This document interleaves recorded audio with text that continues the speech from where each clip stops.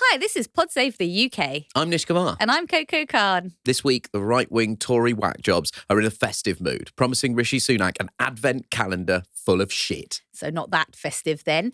We'll also be reflecting on all the drama around Sunak's Rwanda Bill and the rebellion that never was. Plus, we'll find out why the Grenfell Inquiry's final report has been delayed yet again with the help of our guest, the journalist and author Peter Rapps.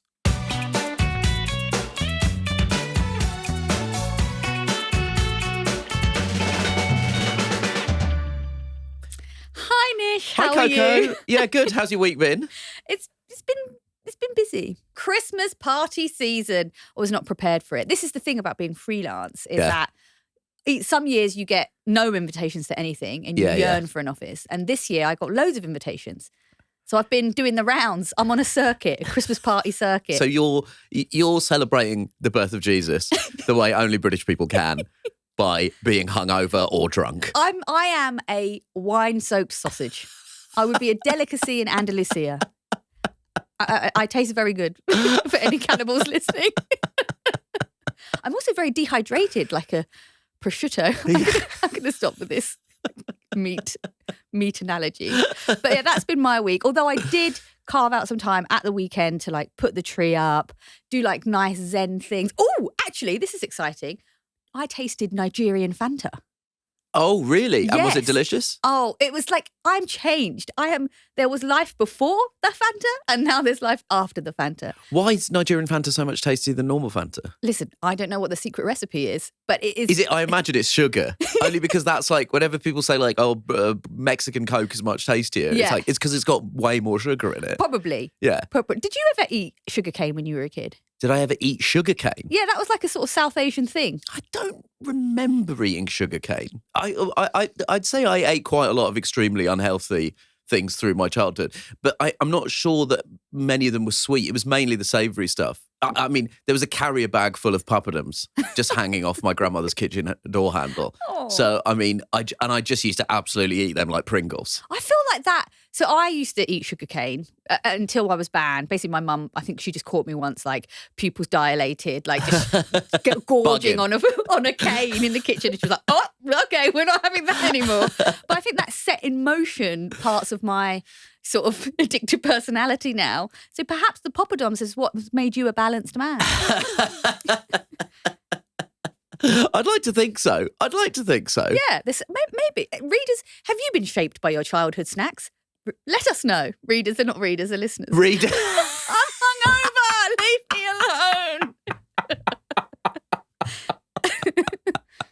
alone. Well, I'm being told in my ear that we need to wrap here. Yeah. And I don't think that's because they want to hear my buzz.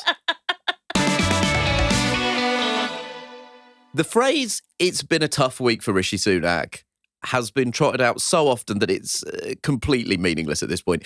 But even by his low standards, this week has been somewhat trying with his very political survival at stake. First, Sunak spent 6 hours giving evidence at the COVID inquiry, and then he had to spend the next day trying to persuade various factions within his own party not to torpedo his flagship Rwanda Bill. Let's start with his evidence to the COVID inquiry. Now, he started with what has become the absolutely default bog standard, they don't really look like they mean it, apology. He then moved on to defending his flagship Eat Out to Help Out scheme, a scheme that he famously introduced as Chancellor at the end of the first COVID lockdown in 2020, which invited people to visit pubs and restaurants to enjoy discounted meals. Government scientists say they weren't consulted about the scheme and that it was highly likely to have increased COVID infections and deaths. Sunak told the inquiry it was designed to save jobs and took place after the supposed safe reopening of premises. Asked why he didn't consult scientific advisors, he said the onus was on them to raise concerns in meetings, which they didn't. Surprisingly for our tech bro PM, it seems that Sunak, just like Boris Johnson, had lost access to all his WhatsApp messages from the time. He also repeatedly said he couldn't remember key meetings, emails and conversations. I've changed my phone multiple times over the past few years, and as that has happened, the messages have not come across. As you said, I'm not a prolific user of WhatsApp in the first instance, primarily communication with my private office, and obviously anything that was of significance through those conversations or exchanges will have been recorded officially by my civil servants, as one would expect. Evidence has been given to the inquiry to the effect that Mr. Johnson announced the institution of this inquiry in May 2021. And around that time, officials discussed the need for ministers and others to retain WhatsApps. It was a matter of debate, in fact, in WhatsApp communications between officials themselves. Around that time, April and May 2021, did nobody say to you, Chancellor, it's important that you do retain your WhatsApps, or we need to put into place measures for them to be backed up in case they become relevant to an inquiry?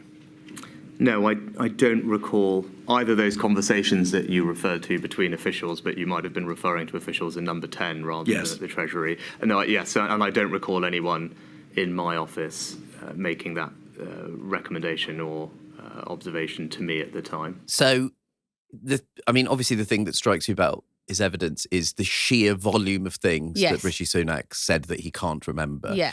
I would also quickly like to say, as an aside, not a prolific user of WhatsApp, please. Yeah. Please.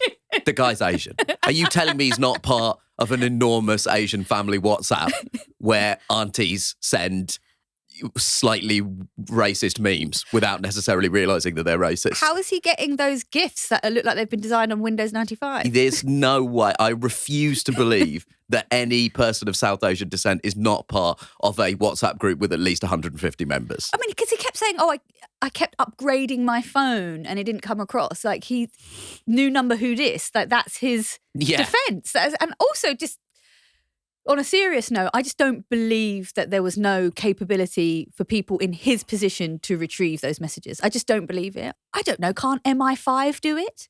It does seem very extraordinary, and officially, what we would say is we take the Prime Minister's word, but obviously unofficially, I think he's a lying, short-trousered fuck. Like, I've never been more confident of anything in my entire life that he's talking out of his fucking arse.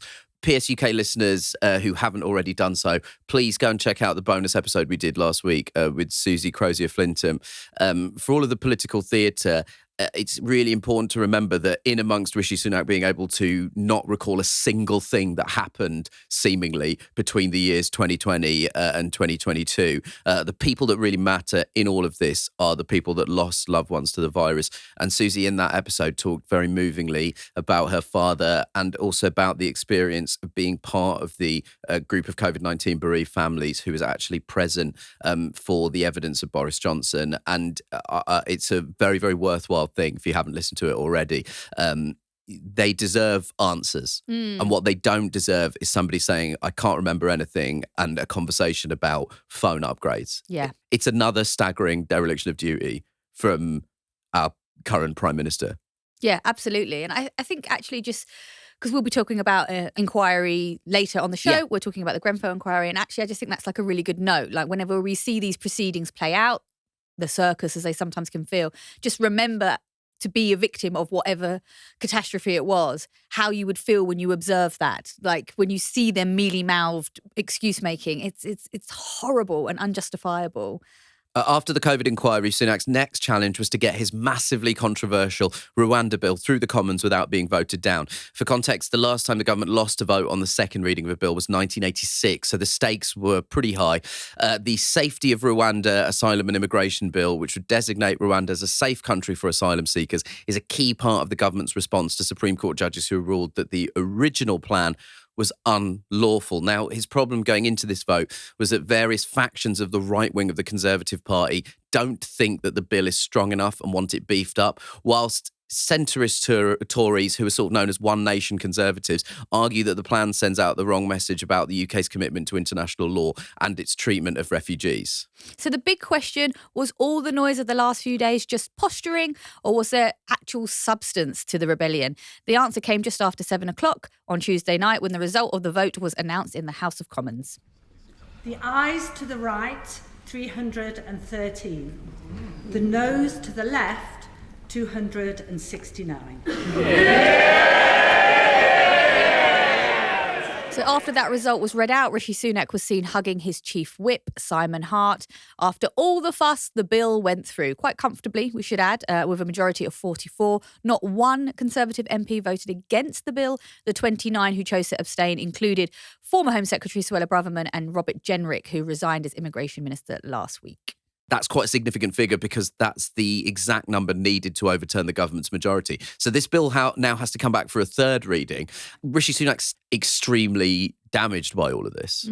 It's kind of nerve-wracking to imagine that this horrific plan could go through based on the One Nation Tories doing the right thing. The One Nation Tories, well, they won't support it on a third reading if it is circumventing international law. I'm pretty sure it already maybe is. Do you know what I mean? So what is this moving goalpost consistently? And the thing about the Conservatives, and I'm sorry to speak in broad brushstrokes, but their sort of lust for power and clinging onto power will always trump everything.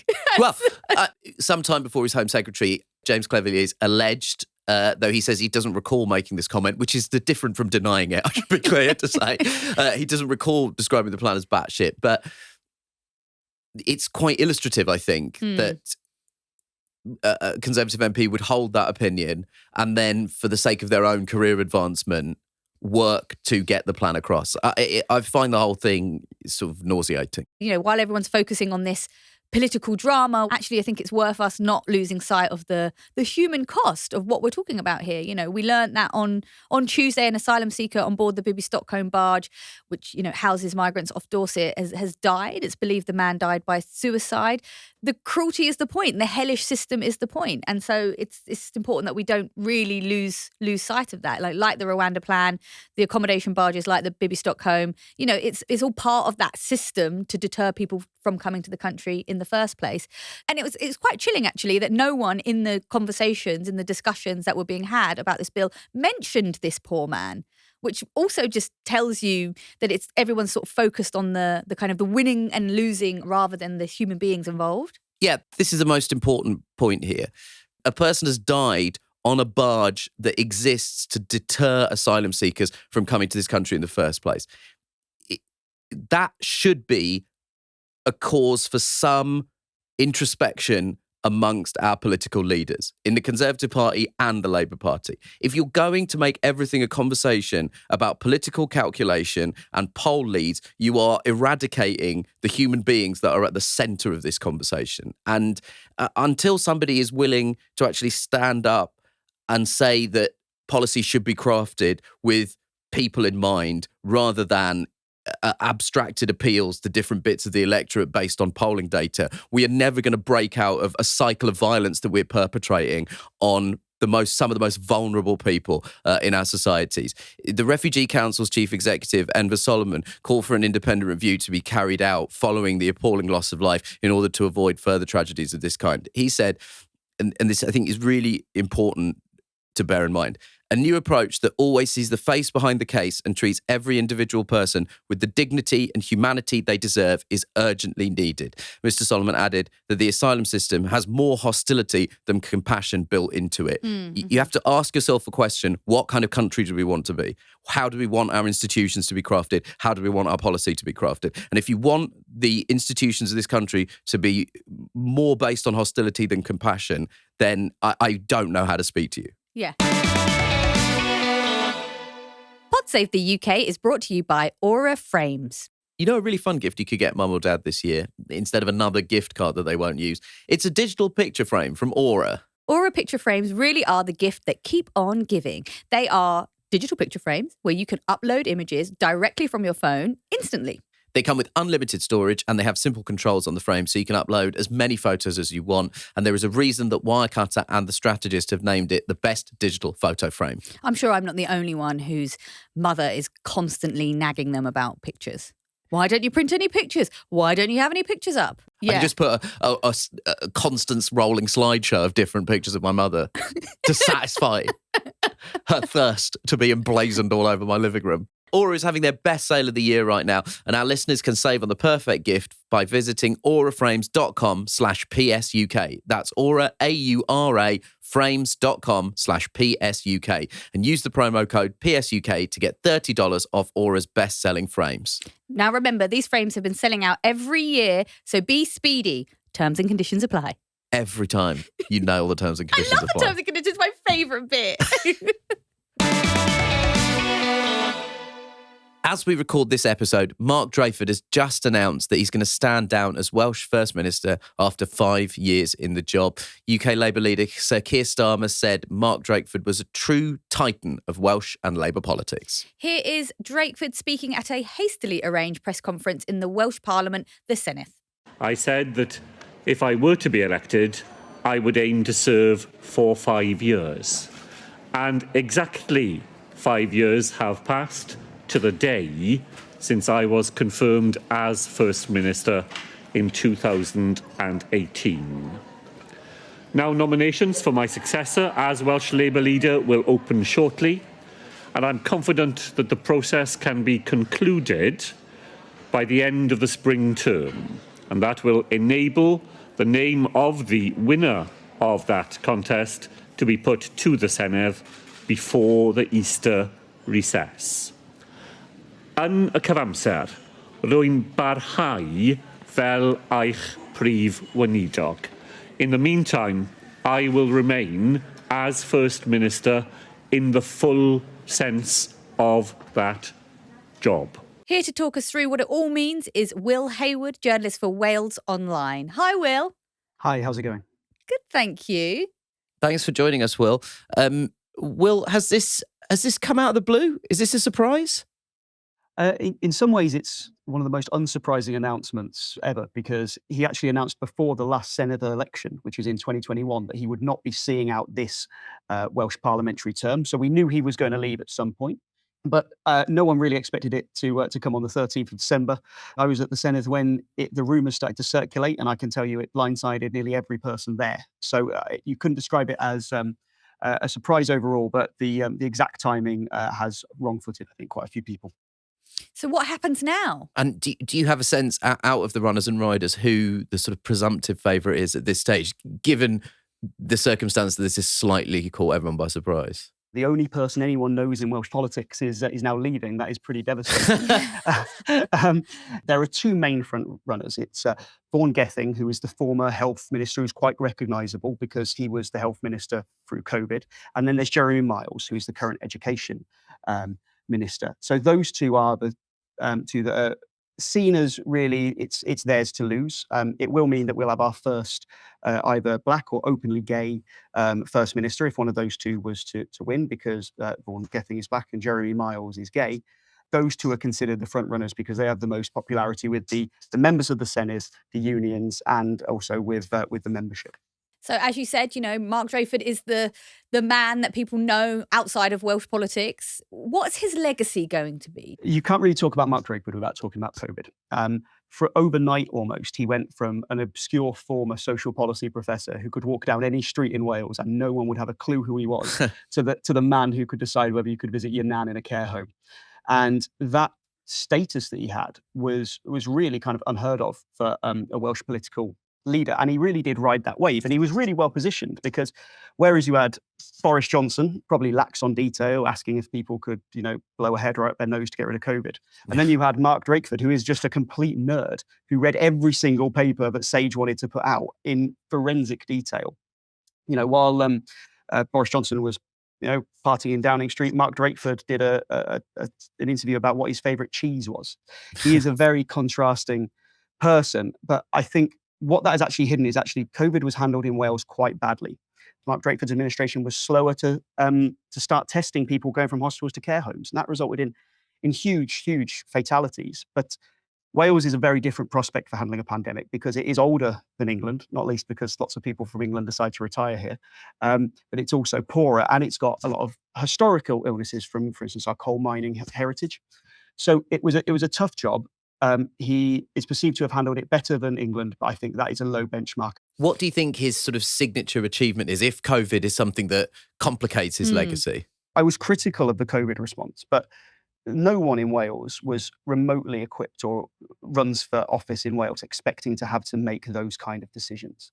And one thing I will say that he did more than any other politician, I think, in the UK is that he really explained in pretty forensic detail why he was going to do stuff. You might disagree, but I've shown my workings.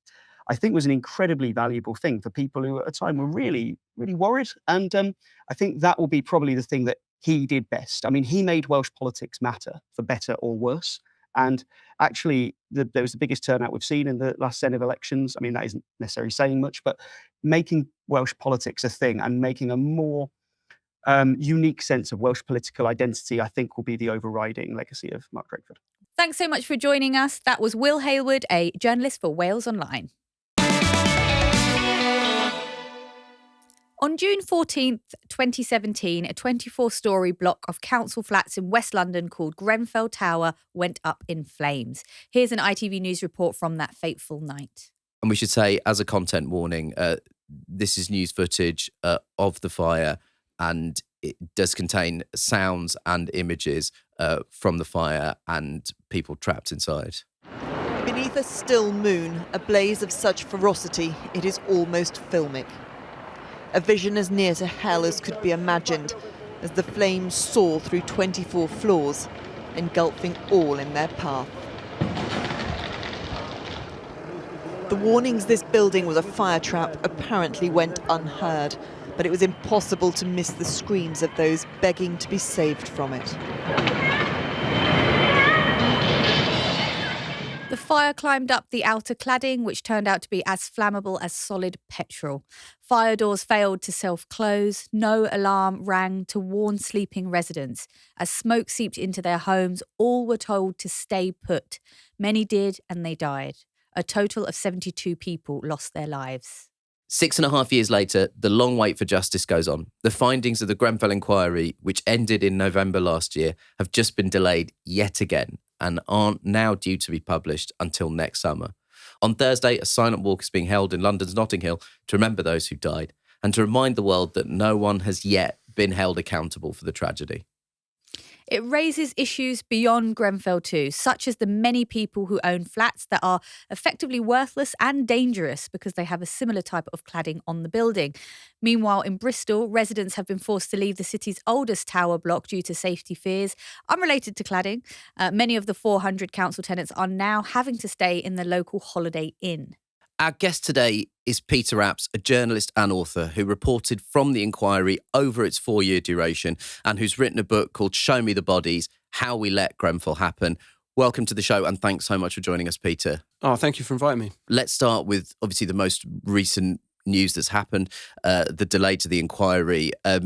How much of a blow is that to the families who've spent 6.5 years campaigning for some justice to be done?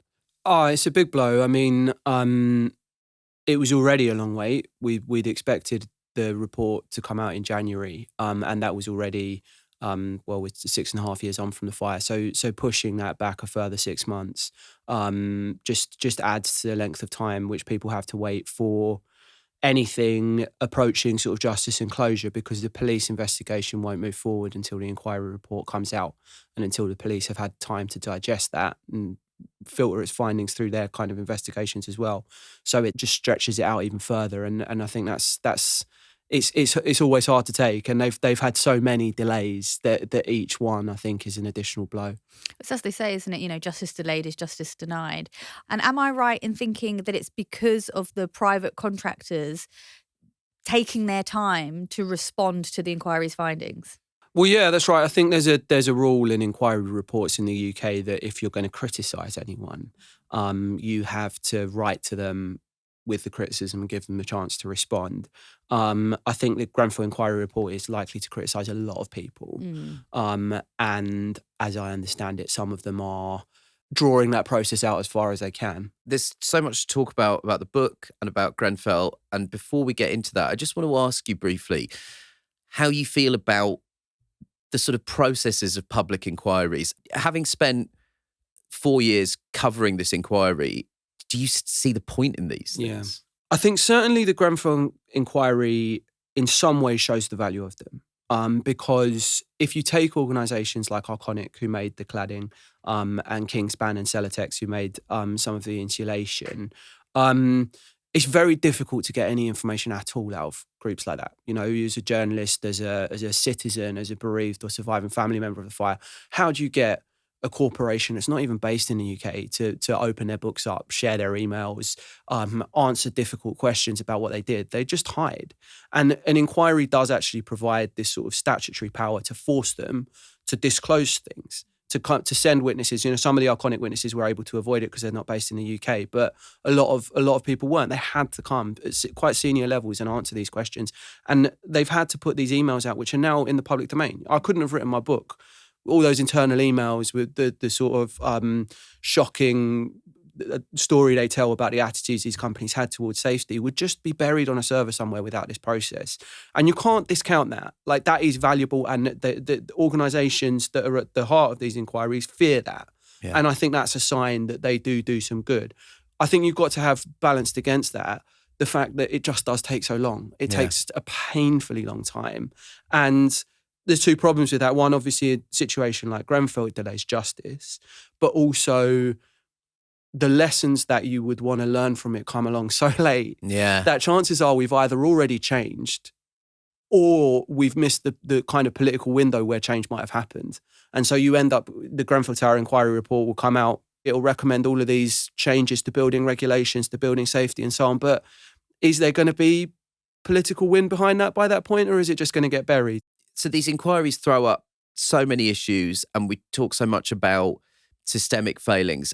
The charity inquest is actually calling for a new national oversight mechanism to ensure all of the recommendations are followed. Can you just clarify what this is and what you make of it? Yeah, well, I mean, I'm a big fan of the idea of a national oversight mechanism, and I think the Grenfell and Tower Inquiry and the whole Grenfell story actually is a good example of why that's needed, because part of the investigations into Grenfell are why we didn't follow a previous inquest. Yeah. You know, there was an inquest in 2013, 6 people died, 3 of them children, in a fire in South London, which held, you know, and I talk about this right at the start of my book, startling parallels to what happened 4 years later at Grenfell Tower. And we investigated that in detail.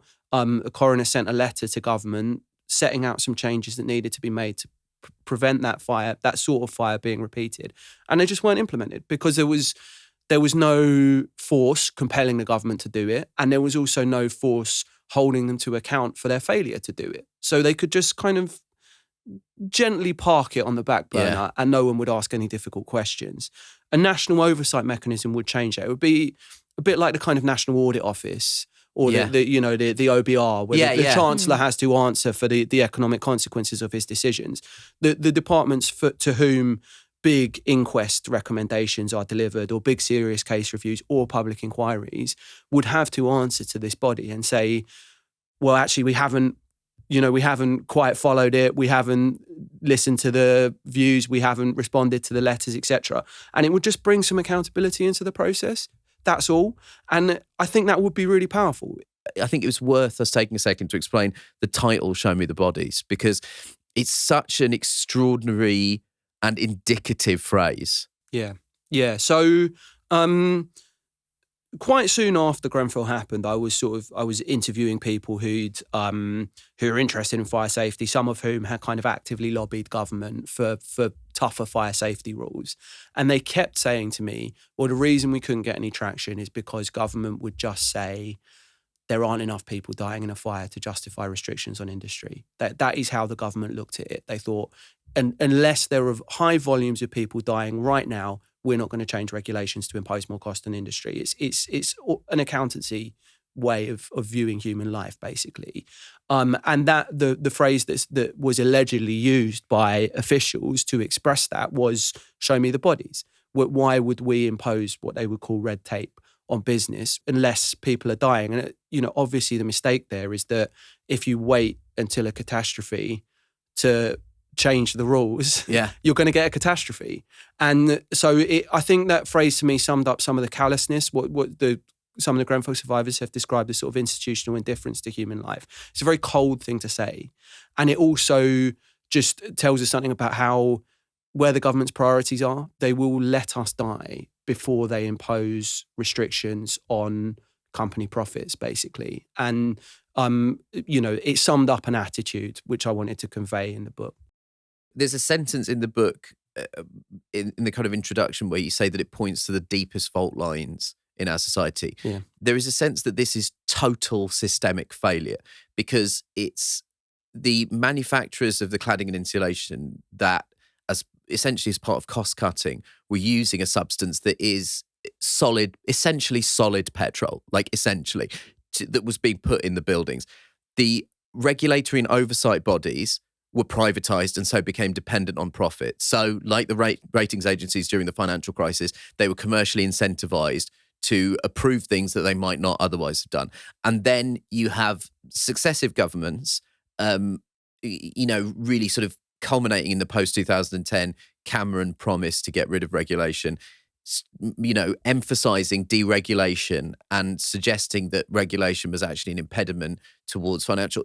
It's a portrait of total systemic failure. All of the measures and countermeasures that were supposed to protect citizens failed. And not only that, actually, because I think what your book does really well is it even talks about the time before what Nish is describing. You're talking about when Grenfell Tower was built, it was part of a large house building moment, but they did it on the cheap and they cut corners, and that's why they needed cladding in the first place. So it's like decades and decades decades of this sort of buy cheap, buy twice culture, even when it's Labour in power. Keep it going, I agree with everything you've said, really. I think, you keep changing governments and changing politicians, but you're getting the same outcomes. The same philosophies are actually at work.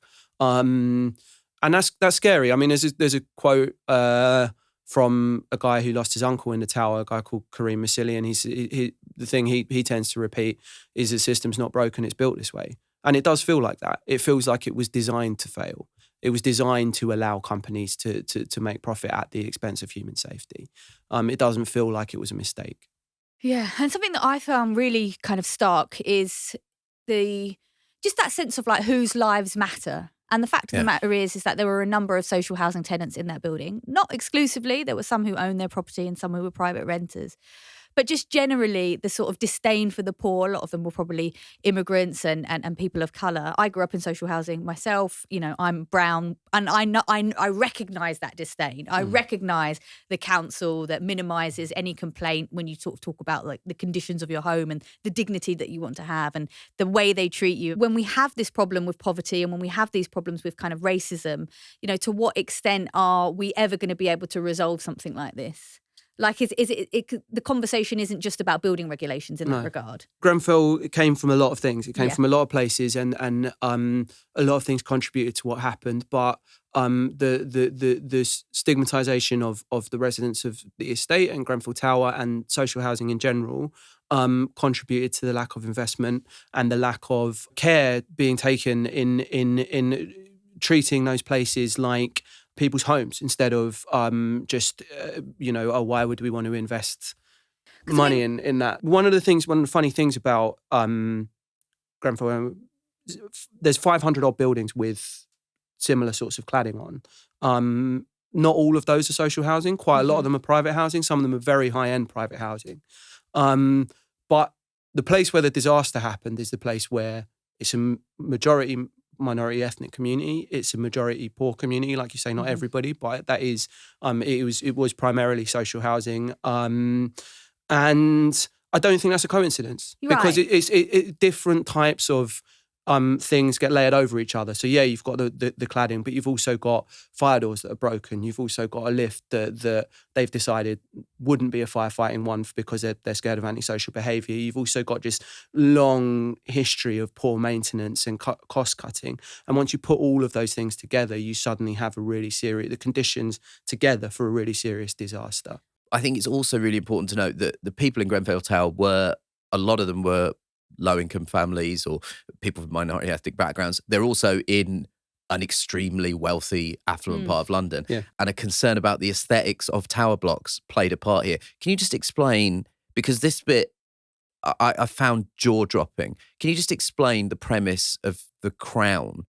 So, going back a little bit, before the refurbishment, there's a master plan drawn up which discusses the wholesale demolition of not just Grenfell Tower but the estate surrounding it. It was written for the council, so the landlord of the property described Grenfell Tower as a blight on the surrounding neighbourhood, and it said particularly when viewed from the conservation area. The conservation area being the sort of mansion-style blocks that richer residents in RBKC live. So that was overt. It was said. It's the Royal Borough of Kensington and Chelsea, yeah. we should say. Yeah. And then they got into the design and the recladding of the block. And there's good reasons to reclad a tower block. Concrete tower blocks over time do need a bit of help insulating them. It can make them more comfortable to live in. But they also wanted aesthetics. They wanted to make this look like a modern building. They wanted to make it look nice from the outside. And so these sort of wings are kind of like half an aeroplane wing were kind of designed in at the top of the tower. And then not there serving any purpose. They're just there to add flair and add, architectural, aesthetic additions to the designs. But they're made out of the same aluminium composite material, which, as you correctly said earlier, is chemically basically the same as petrol, at least its core is. So what's happened at a lot of cladding fires around the world is that the fire's gone up in a straight line, in a directly vertical column, and then it's reached the roof of the building, and it's run out of fuel, and it's just burned out. So you've got one straight line of fire damage, and that's it. At Grenfell, obviously, the fire spread all the way around the building, and that happened because when it reached the roof, instead of running out of fuel, it hit this crown, and so it spread the fire laterally around the building. One expert described it as being like a fuse, and so that took that fire around, and then that sends molten plastic down to the bottom of the building, which starts new fires and spreads back up again. And what's particularly tragic about that is that a lot of the people who are unable to escape down the stairs had gone up to the top of the building, so that those flats on the top floor were the most crowded. And so the crown took the fire directly into the flats where loads and loads of people were sheltering, and a large proportion of the 72 people died at the top of that building. That came from trivial aesthetic reasons that had nothing to do with improving the building for the people who lived in it, and everything to do with improving the appearance of it for people who would be glancing out their window at it. They didn't know that what they were doing was undermining fire safety by doing that, but they also weren't asking any questions about whether it would or it wouldn't. You're talking about the priorities and talking about the way people were stigmatised, the way the tower itself was stigmatised. It's harder to get a starker example than that. Mm-hmm. So let's talk about Bristol. So Barton House, the oldest block of flats in Bristol, the residents have been evacuated and they are currently staying in hotels. That's not related to fire, as I understand it, but there is concerns with that building, concerns about the safety of the building. So do you know what's the issue here?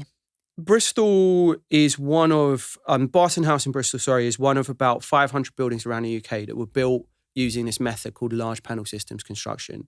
And that basically means taking big chunks of concrete and stacking them up like, almost a child's play blocks to build a tower.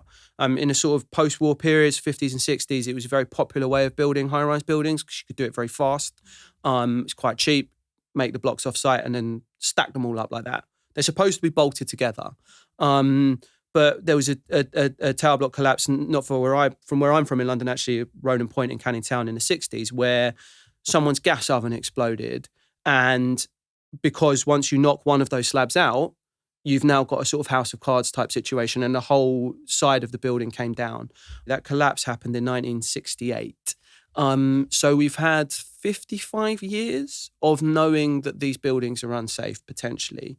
And we've done some things. Most of them have had their gas supply taken out, but they should really have had long-term care and attention. It should have been having structural surveys every year, make sure that this place is safe for someone to live.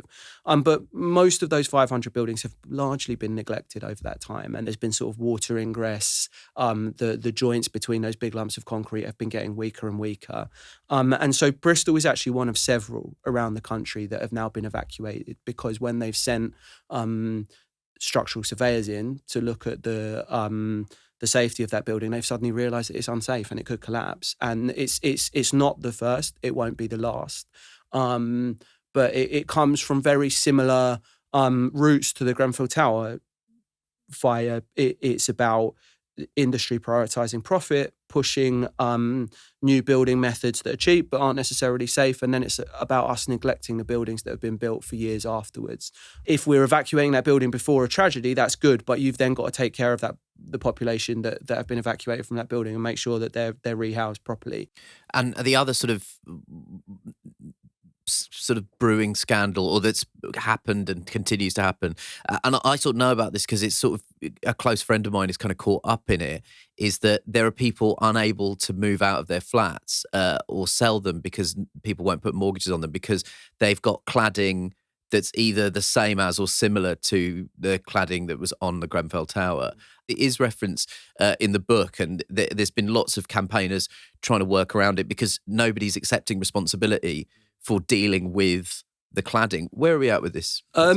Grenfell Tower was part of a huge building safety failure, right? We used that one particular type of cladding on Grenfell, but we used like at least half a dozen other types of cladding material that are also dangerous. You know, things like high pressure laminate, which is sort of cardboard for want of a better word. And we also stuck balconies to the outside of people's tower blocks, which are made of wood or made of other things that are going to burn quite ferociously in a fire. We never really monitored the way people were fitting the fire barriers, so loads of those aren't there when they should be. Yeah. Just a whole range of things are wrong. Yeah. After Grenfell, the sort of insurance mortgage market have woken up to that.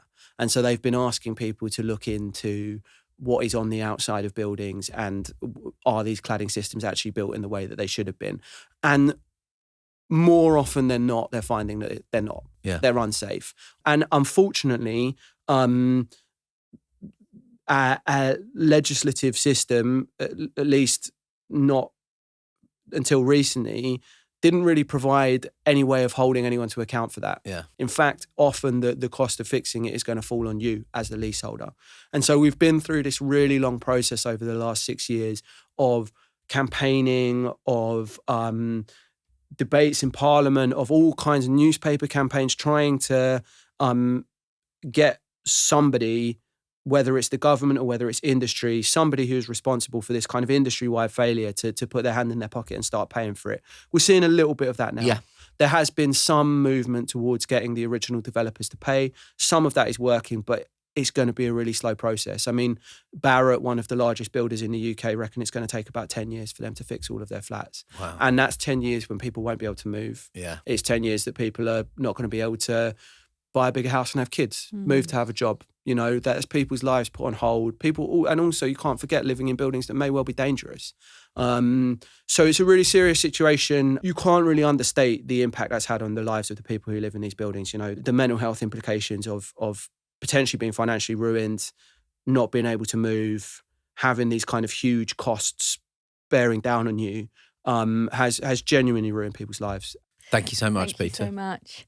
You're welcome. Thank you. That was Peter Apps, author of Show Me the Bodies, How We Let Grenfell Happen. We'll put a link to the book in the programme information. And we'll also put a link to Inquest's petition for a national oversight mechanism. It's time to name our PSUK hero and villain of the week. On YouTube, @VulcanNerd had this to say about last week's hero and villain. An angry Coco and a happy Nish are a reversal of the natural order of the universe, an abomination made real. I demand that by the next podcast we have our usually angry Nish and bubbly Coco.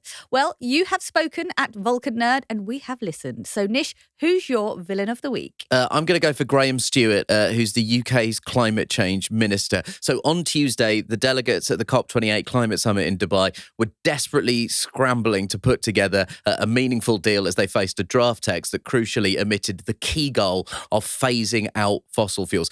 So where was Graham Stuart, our climate change minister, at a key moment when the UK's leadership was needed, alongside strong-minded allies like the US, the EU and the island nations? He was nowhere to be seen, as he had jumped back on a plane to the UK to vote for Rishi Sunak's stupid fucking Rwanda Bill. It was deemed more important for him to return to try and help save the Prime Minister's blushes in getting through a profoundly racist political policy than it was to stay in the UAE and try and help save the planet. So he did eventually go back to the talks, but this means that our climate change minister, in the middle of a climate change conference, did a 6,824-mile round trip just so that he could vote in a absolutely pointless and idiotic bill. It's obtuse beyond belief. The COP28 did eventually agree a deal that has called on nations to transition away from fossil fuels and to avert the worst effects of climate change. But there are huge loopholes and there has been huge amounts of criticism. But if Rishi Sunak's government's aim was to show that it is taking climate change seriously, the climate minister would not have hopped out at quite a key phase of the negotiations to come back to settle a piece of political point scoring for his boss. Then the optics got even worse because he obviously went straight back. So the carbon footprint of this guy's non-contribution to a climate change conference is absolutely astonishing. At the start of this process, the Conservative Party was facing huge criticism, rightly, for sending at best a mixed message on net zero. It has continued to send a mixed message on net zero. I guess we have to applaud them for being at least consistent, even though what they're consistent as is being absolutely of no fucking use to anyone. Coco, take us home on a note of positivity. So in sharp contrast to Graham Stuart, I'd like to give a shout out to Jason Warriner. He's a nurse and he volunteers for the homelessness charity Crisis. So every Christmas, Crisis provides accommodation and support for people across the country. This year, they're taking over 3 hotels in London to put up over 570 people who would otherwise be sleeping rough. Christmas is a particularly difficult time for homelessness. Anyone sofa surfing. People might be like, look, I've got visitors coming over. You can't really do that. Many of you may have seen the shocking video being shared of a security guard soaking the belongings of a man sleeping rough in London. So it's a really critical time for homelessness and it requires all hands to the pumps and it needs lots of volunteers and Jason is one of them. He volunteers as a healthcare manager overseeing all the volunteer GPs, nurses, physios and podiatrists supporting their guests. It's the 20th year he's done this, that he's given up his Christmas to do it, and here he is telling us why it's so important. Health is often forgotten. People sort of think, oh, somebody's homeless, let's get them food, let's get them the blankets, let's try and get them somewhere else. But health is a vitally important piece of that. We know that the death rate, people die in the 40s, health conditions that are not managed. It can be really difficult to access healthcare services, A&E departments, trying to register with a GP. It's about giving people the opportunity to just come and talk to us. Somebody seeing a podiatrist and having half an hour with a podiatrist and getting the feet sorted out and a new pair of shoes and socks, that can change their life. But when they've seen that, the podiatrist may say, what about seeing the physiotherapist? Because you mentioned you've got some shoulder problems. I give the Christmas time up every year because, it's about a lot of services are closed down then. So it's hard for homeless people or anybody to access health services and support they need. I think the biggest misconception is, and we've seen it over the last few weeks, that people choose to be homeless. We've had a previous Home Secretary saying information like that. The incident in London at the weekend. Anybody who is homeless is a person, they're a human being. There's a political element to volunteering as well, which people often forget about, that actually you're making a stand, you're being political, and making a difference by doing something and advocating. So look, I've picked Jason as a representative of the thousands of people across the country who volunteer with all sorts of different charities. They give up their time. They make such an effort to support people experiencing homelessness. I honestly wish I could name all of you, but for now, I just want to say thank you. And also a massive shout out to Jason Warriner. These volunteers are the best of us. And even though the political system it tries to pit us against each other, human compassion can always win. And he exemplifies that, and all the Christmas volunteers do. So big up to you guys. You are our heroes of the week. That's real Christmas spirit. Yeah, yes, it is. Oh, really? Yes, it is. Yeah.